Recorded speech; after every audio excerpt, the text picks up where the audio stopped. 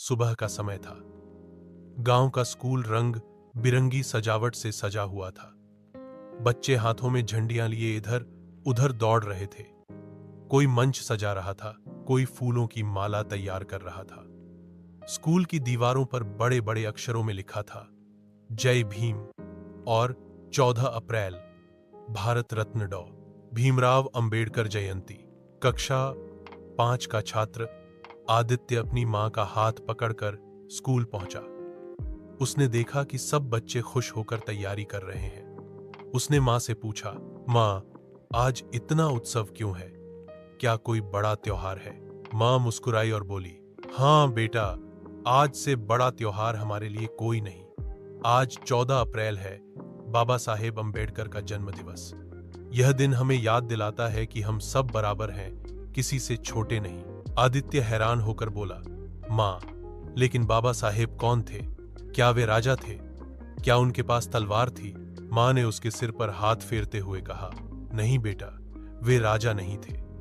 उनकी तलवार किताबें थी, उनका हथियार शिक्षा थी।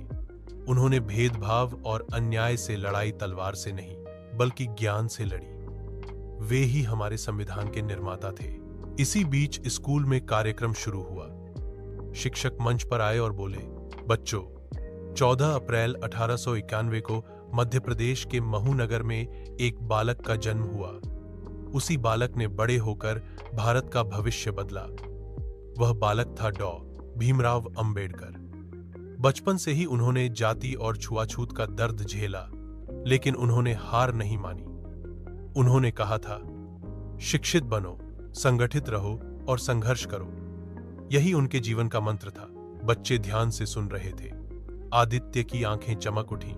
उसने सोचा, अगर बाबा साहेब ने कठिनाइयों के बावजूद इतनी पढ़ाई की और पूरे देश को नया रास्ता दिखाया, तो मैं भी खूब पढ़ाई करूंगा। फिर मंच से शिक्षक ने बाबा साहेब की उपलब्धियां गिनाई। उन्होंने कोलंबिया यूनिवर्सिटी और लंदन स्कूल ऑफ इकोनॉमिक्स से पढ़ाई की। वे पहले भारतीय थे जिन्होंने इतना ऊंचा दर्जा पाया। वे भारत के संविधान निर्माता बने और सबको समानता, स्वतंत्रता और न्याय का अधिकार दिया। उन्होंने हमें यह सिखाया कि शिक्षा सबसे बड़ा हथियार है। मां ने बेटे से धीरे से कहा, बेटा, आज अगर हम स्कूल में बैठकर पढ़ पा रहे हैं, बराबरी से जी पा रहे हैं, तो यह बाबा साहेब की वजह से है। आदित्य की आंखों में गर्व था। उसने कागज पर लिखा, मैं बड़ा होकर बाबा साहेब जैसा बनूंगा। मैं शिक्षा को अपनी तलवार और सच्चाई को अपना रास्ता बनाऊंगा। कार्यक्रम के अंत में पूरा स्कूल एक स्वर में गूंज उठा, जय भीम, जय भारत।